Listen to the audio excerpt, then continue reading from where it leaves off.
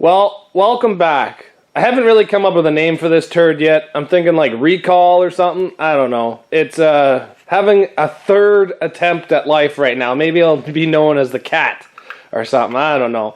Because it ran with one guy and then got switched to another guy and he ran it once and now it's my car and I'm going to run it once.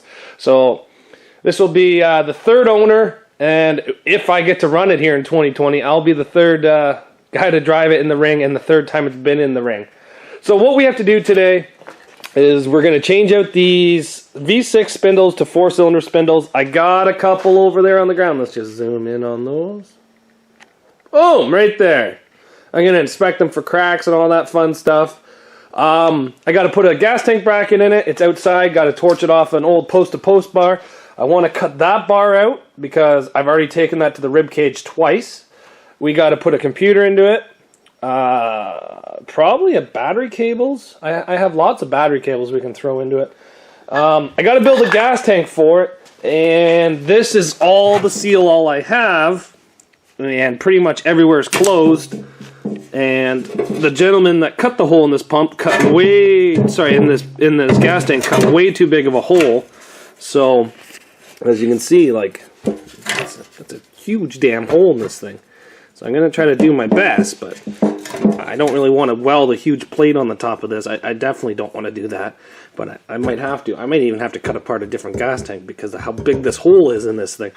If you guys don't know, this is a Crown Vic pump, 98 and newer. It has a return. Maybe it's 98 and older. I don't know, but it's a Crown Vic pump. And boom, the hole's just too big. Why would you cut such a big hole? Oh well, so that's something else we got to do. I might have to take another gas tank off that shelf up there. Those are the gas tanks that have bad pumps or never been made. I got a couple more out in a shed. And so yeah, pretty much that. I'd like to get this thing running and driving today. I'd be happy with that. So let's get started on it. We're going to start with the spindle swap and throw some axles into it and go from there. I'll be able to inspect all the control arms and tie rods while I'm doing that. So let's jump on this. So I got the spindle swap done. Actually, a little bit of a hard time trying to find axles for this. This is a new body motor running new body axles, and I don't have any new body axles. I had one, which I put in this side, and then I had a whole bunch of old bodies, so I actually pulled this one off the side. So it's got an old body axle over here and a new body axle over here. So I got to remember that because new body and old body, you just can't half shaft, you have to full shaft, so blah. Anyway, got the axles in, got the shifter in, but we're missing the shifting linkage. I'll have to go pull one off another car. This one's just going to be a factory one inside here. We got the Josh Archibald shifter put into it with my custom nameplate. Even though I'm probably not going to be the one running this car. It's got a custom nameplate. We got the fuel line on, we got the fuel filter on, we got the battery cable ran. So this thing's starting to come along pretty well. We still have to go get that gas tank in here and torch that apart. There's still plenty of things to do, but it is actually starting to look like a car again. We're going to be throwing a header on it here very shortly. So let's go pick one out.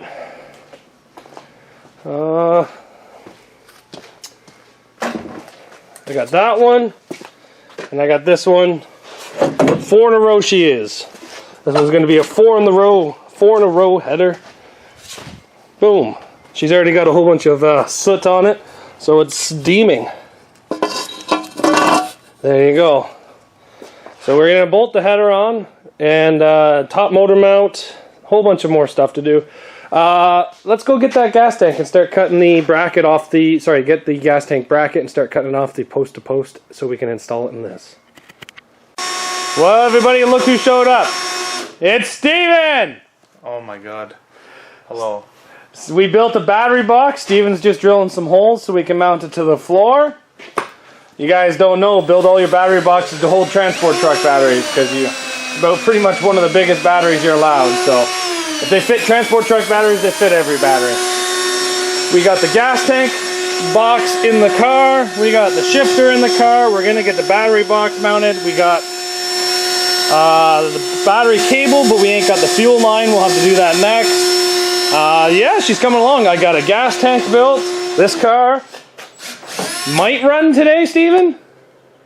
Why wouldn't it? Because it's still missing a lot of crap. It's Toyota. It's a Toyota. It'll run today. So let's get all this stuff back into here now. We're just going to mount that bugger into the floor. We're going to run some electrical. We're going to plug some stuff in. Mostly just probably banana clips today. And we're going to see what we can do to get this car to run. Well, this car is to the point where we're going to try to start it up. But I actually really hurt my ears yesterday. Running a different car inside the garage. I've had a headache for about, I'm going to say about 12 to 14 hours now, and my right ear is extremely sore, so I went out and found earplugs. So you guys can laugh at me all you want, but my God, do I have a bad headache. So if my voice gets all fucked up, so if my voice is really loud or I'm talking quiet, it's because I can't hear anything. So we're going to try to start this thing now. We've got it to the point where I think it's ready to go. Just going to turn the fuel pump off because I don't want to overload it.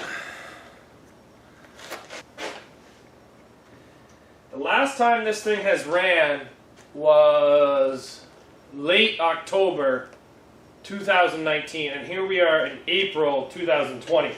And it sat outside all winter with the header open, so it hasn't really been taken care of that well.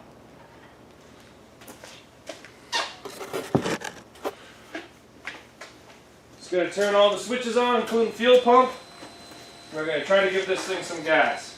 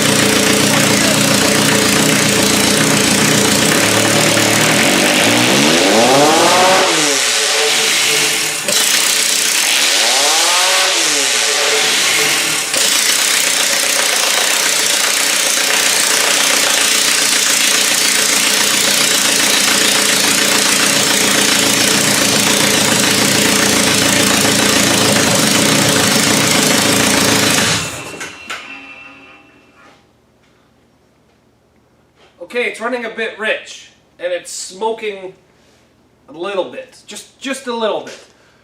But the motor runs, and the transmission works because the tires are spinning in reverse. There's still quite a bit of work that we have to do to this thing. And again, it's way too early to be revving this thing, and I was just revving it. So I've probably woken up all my neighbors again. But I'm telling you right now, these earplugs, my ears don't hurt. So I'm just going to put these away and put them up here. We're going to open the door and get some of the smoke out, because this is quite crazy. Well, I'm happy it runs. We got the doors open now, so we're going to get some fresh air in here. But I'm happy this thing runs. Still lots of work to do. Transmission shifter, motor mounts, bumper, threaded rod, put the hood back on, all that fun stuff. But as of right now, she runs. A little rich, so I'm not sure if that's injectors or something like that, but we'll have to take a look at it. I'm not overly concerned. I revved it up and then played with the rev on and off quite a bit, and it didn't want to stall. So honestly, I think this thing is a success. I think I even might have power steering. I think I even have power steering in this thing now. So I'm overall pretty happy. So I'm just going to let all the smoke out of here, and then pretty much just finish this thing up. Got to tie the top of the door shut. I don't have a cage in it yet, but I don't really know what I'm going to do about that as of right now. We'll have to see. So this car here, you know what, it was kind of destined for the scrapyard. When I went to go pick it up, they were just about to, they actually had it on their trailer to go to the scrapyard, and I saved it, and I was just going to use it for parts, but you guys told me do not use that thing for parts. And honestly, with the new motor in here, I'm kind of happy that I didn't. I'm kind of happy that I put a new motor into it and got her going again. So thanks everybody for watching, and thank you for the advice to kind of fix this car up. I greatly appreciate it, everybody. And thanks for watching. Times are getting a little hard. Everybody's getting a little aggravated with the Corona stuff, and I know that you guys are wanting to go outside. And even, trust me, around me, they're canceling a lot of demolition derbies. They're actually canceling stuff all the way to October already, so I'm really not sure what I'm going to do. All I can do is keep building cars and shoving them outside, but at a point I'm going to get to the spot where there's not too much more I can do. I'm trying to buy some different cars, cars that I haven't derbied before, cars that I think might be okay, cars that might become very common in the future. One of my buddies has been doing a lot of Pontiac Waves. I don't think they're going to be that tough, but he's got a good feeling about them. So we'll have to see what the future holds for all these cars. Let's face it, Camrys are going to run out. Eventually there will be no more Camrys. So we got to determine what is the next car and how we're going to build it. Tried Ford Fusions, didn't see a future in them. I have to try something different. Thanks everybody for watching. We'll see you back here tomorrow on Zach Workshop.